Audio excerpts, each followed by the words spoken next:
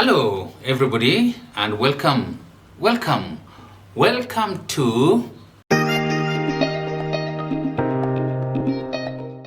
a show in which we take enlightening excursions into contemporary, pertinent topics in academics, culture, and life in general. We learn to use reason, sense, and understanding in order to avoid turning out odd, turning out mediocre, or sounding odd. Instead, the overall objective is that we come out enlightened and glowing. Once again, welcome. In case you followed me in my previous episode, I talked about doing notifications of meetings and the agenda prior to holding of meetings. Earlier on, I had talked about holding effective group meetings. So today, I want us to dig and delve into writing minutes during such meetings, and doing it effectively. So effective minutes writing is our topic for today. Before I go any further, I would like to ask you, in fact to urge you, to like this program. And not only that, to subscribe so that you will in future be notified of many other interesting, informative, educating, entertaining programs that I have lined up for you. So please hit that notification bell. And then watch right up to the end. That's going to be of great benefit to you. And to me, I will greatly appreciate that. And I would also like you to go to the comment section below and write me a comment. I promise to respond. Okay, as I had mentioned, today we shall specifically look at how to transcribe minutes during a meeting, and then thereafter writing them out well laid out minutes for circulation to other members.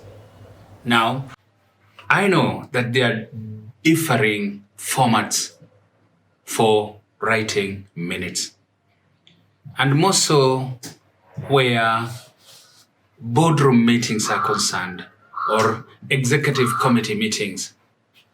Those ones, they take more advanced formats, which we shall not look into today, but we shall get to that later. So let me say that for now, we shall go to the basics. But all the same, important because it is on that we shall build on later. So here, what I'm imagining is this. If you are secretary, so what I have in mind here is that you may find yourself in a family situation where the family is planning an occasion. It could be a wedding for a sibling or any other family member. It could be the unfortunate circumstance where maybe the family is bereaved and they're having to plan a funeral ceremony in order to give respectful burial to the one departed. And you're the one most educated, highly educated, and you'll most likely be given the task of writing the minutes. This program is for you. I'm imagining a situation maybe where you have been appointed or elected as a secretary for your group, club, society, or organization, or maybe even employed as one. This program is for you. I'm also thinking of students at university or colleges, or even in secondary school. Many times they have to take down the minutes and write them out for their groups, clubs, or societies. This program is for them. Not to forget that, again, this is an area where they will most likely be examined in. So please take interest. Keep watching right up to the end, and you'll find this most useful. Minutes provide written records of issues, facts, and opinions addressed during a formal meeting of such groups, institutions, organizations, and firms. Minutes list and summarize those issues and especially record the resolutions arrived at and write them down, showing the action to be taken, who is to take the action, and whatever, and a timeline that is given. Minutes will serve as a reminder to those who are present at the meeting. In fact, many times it is required that the minutes be handed in or circulated as soon as the meeting is over, in cases where people have been given tasks to accomplish, failure to which some of them will use that as an excuse not to have done what they are required to do. Then, minutes, once they are confirmed as a true recording of the proceedings of that meeting, they become official documents, and the decisions which were arrived at are binding. In order for a person to be adept at taking the raw notes during meeting, they need to have note-making ability. Now, that is one will not go into greater details here, but just to say that they have to have the ability to make notes which are brief and sketchy, which contain minimum information, majorly the resolutions arrived at, and then in order to hasten the process so they don't keep slowing down the proceedings of the meeting, they have to be able to use abbreviations and symbols and all other manner of personal mnemonics that make them capture points very, very, very quickly. So that is a requirement, but that will be basis for another episode at a later date.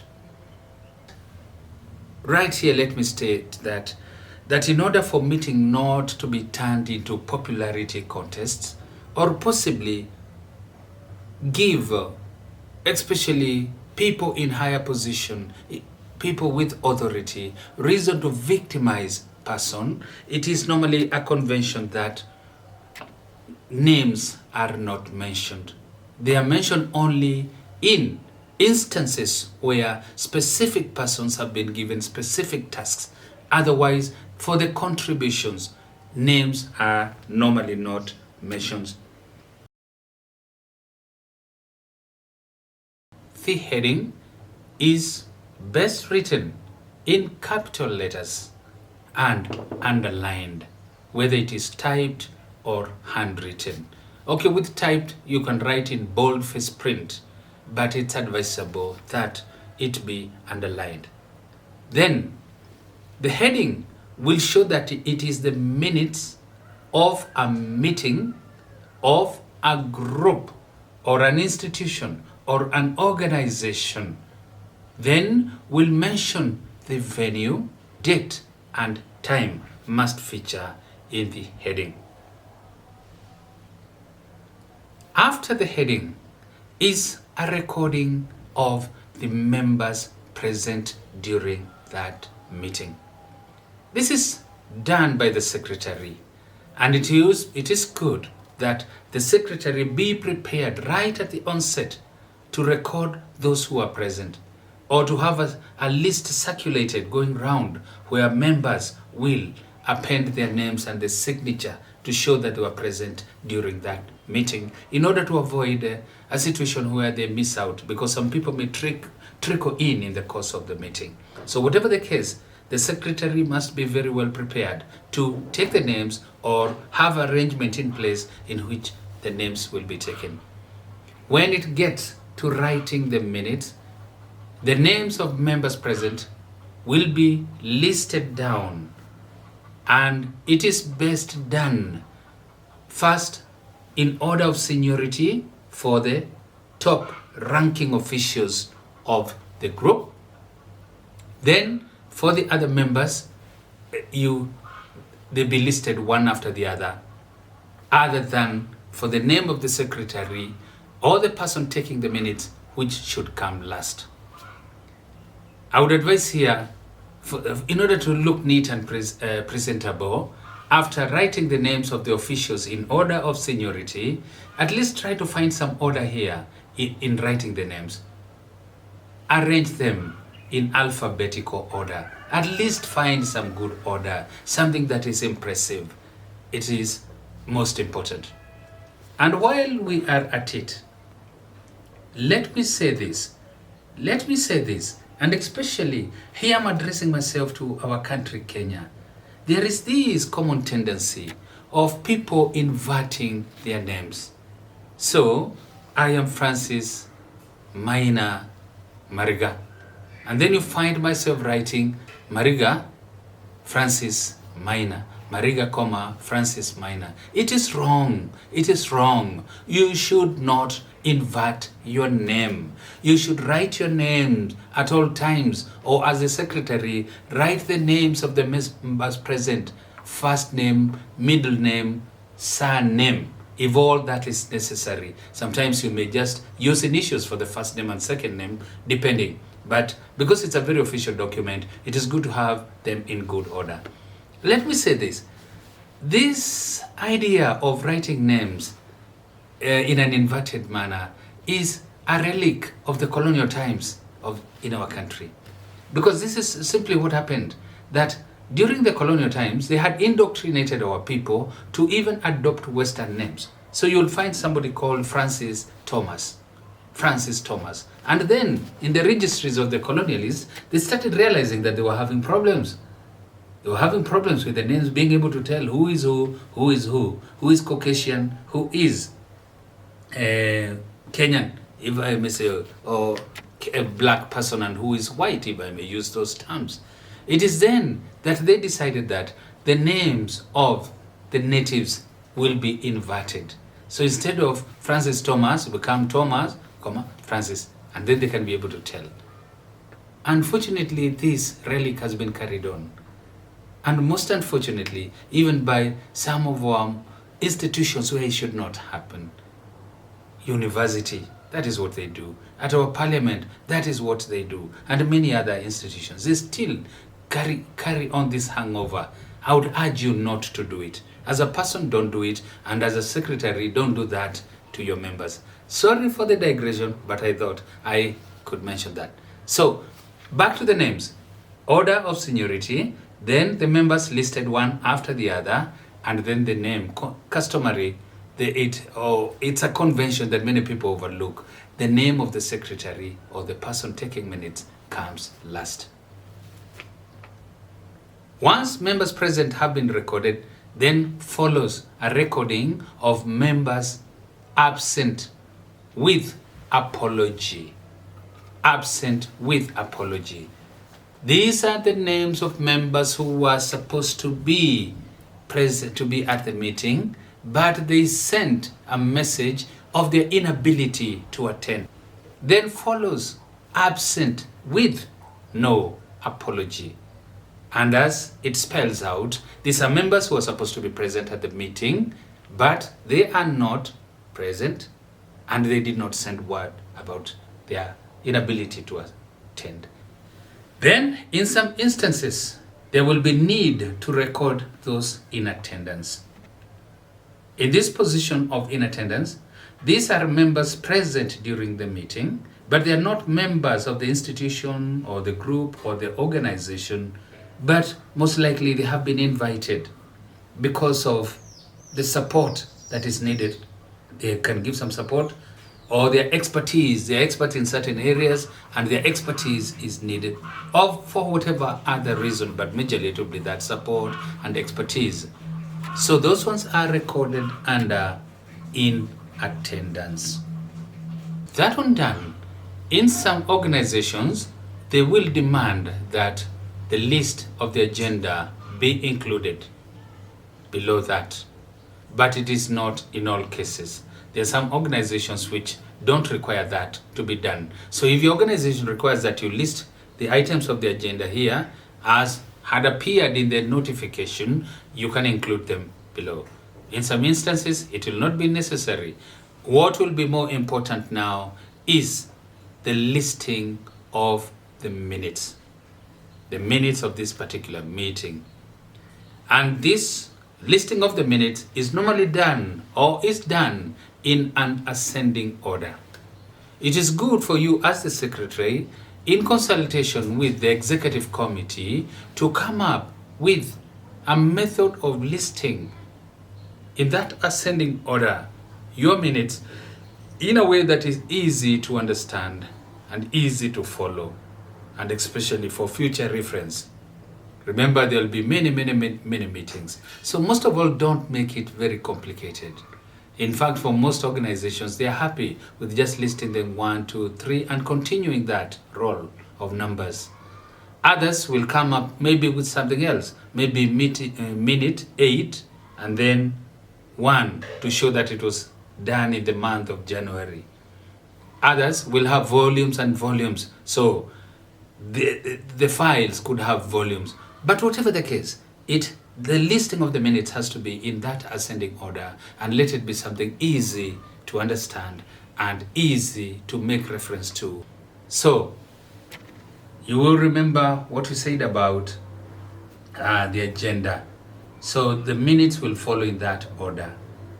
That is preliminaries, confirmation of minutes, matters arising, and then substantive agenda, a number of them, on and on and on, up to any other business and adjournment. So in that ascending order, once all have been listed down as minutes, then there follows, what follows that at the bottom of the minutes, there will be created space, and this will be left blank for the secretary or the person that took the minutes and the chairperson to confirm in the next meeting.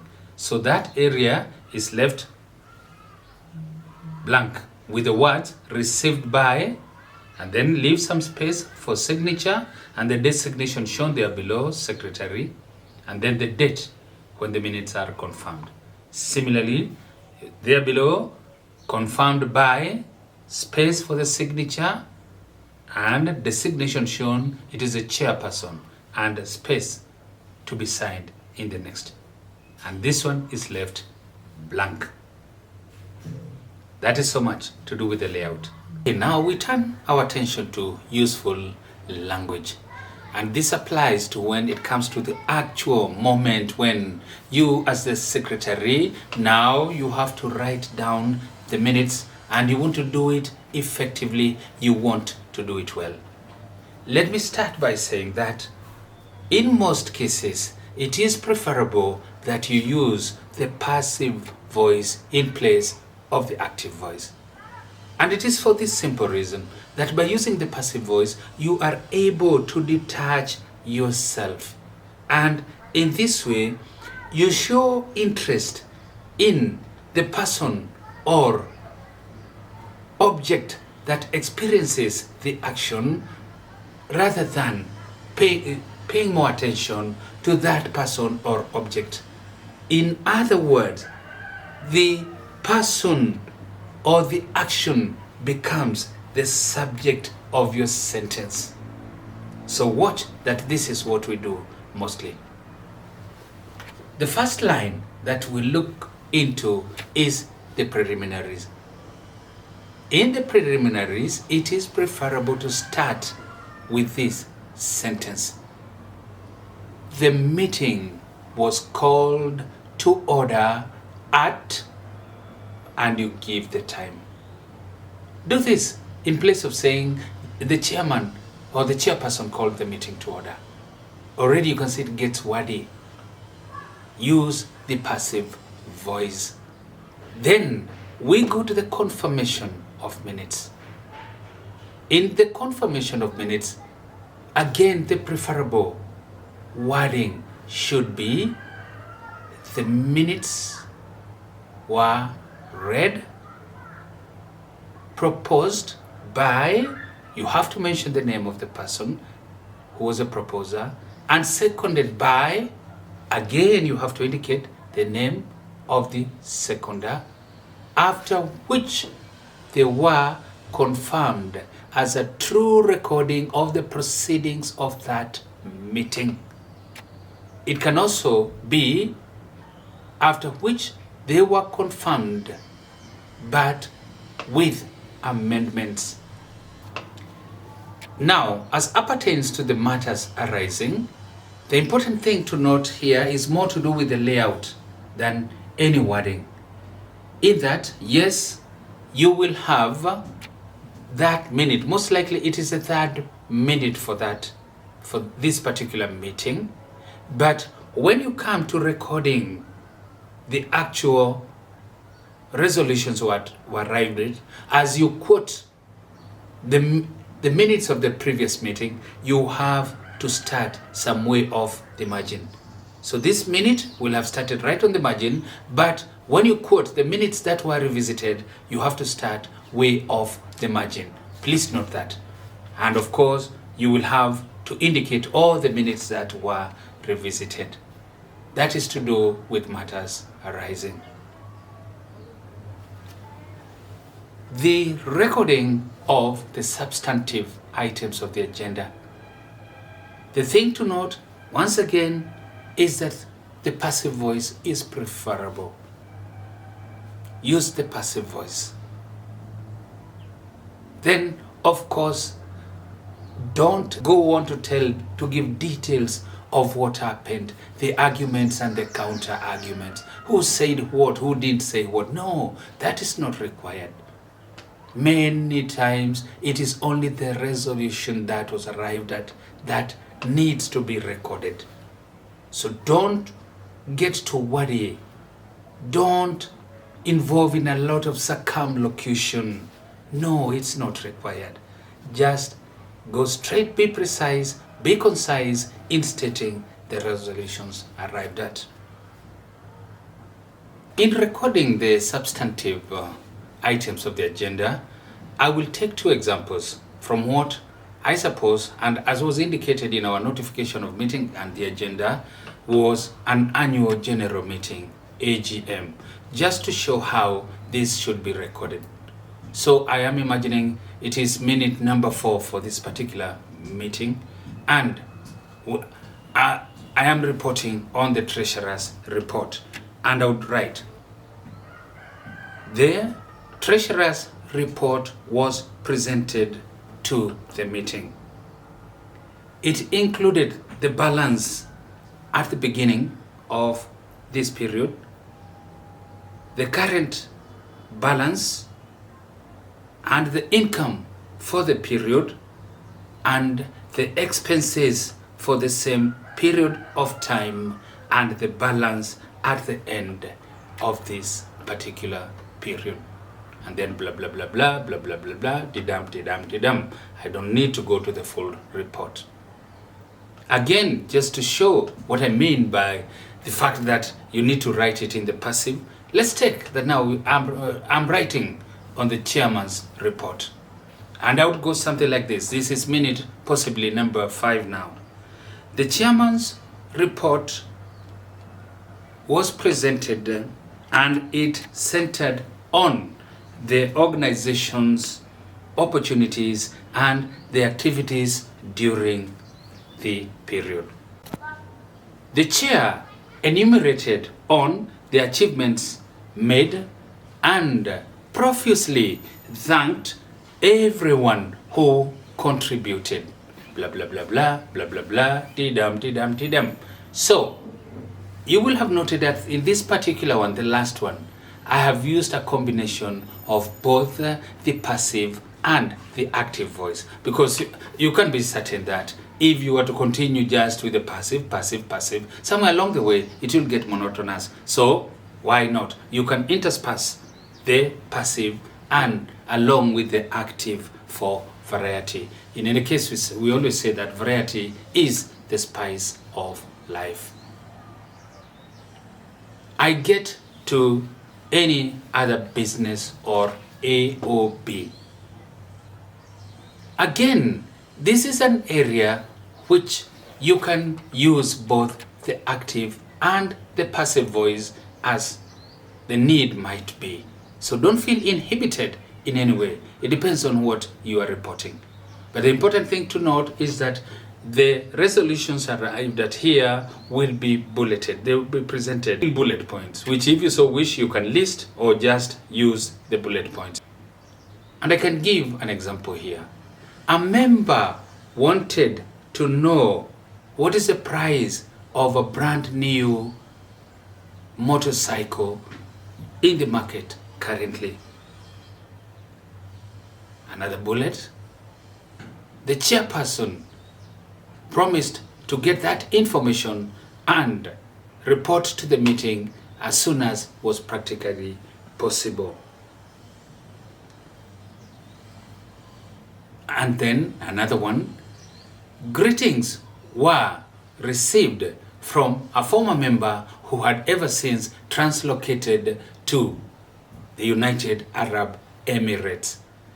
So those are 3 bullet points in the AOB, some in the active, some in the passive voice. So no inhibitions about using these voices. Okay, we get to the adjournment. We will say the time, date and venue for the next meeting was decided upon. Then, there being no other business, the meeting drew to a close. Or there being no other business, the chairman brought the meeting to an end. That is in terms of the adjournment. And then, of course, the minutes will always end with the space created for the secretary to indicate that he is the one that received the minutes, to sign and show the date they were signed, and another space for the chairperson to sign to indicate that they are the ones that have confirmed they were there at the confirmation of the minutes and the date this one is done.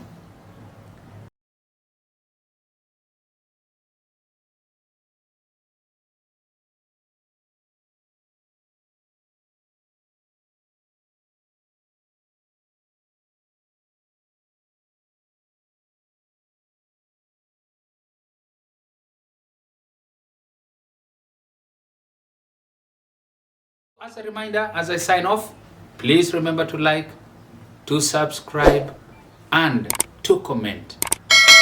Bye for now.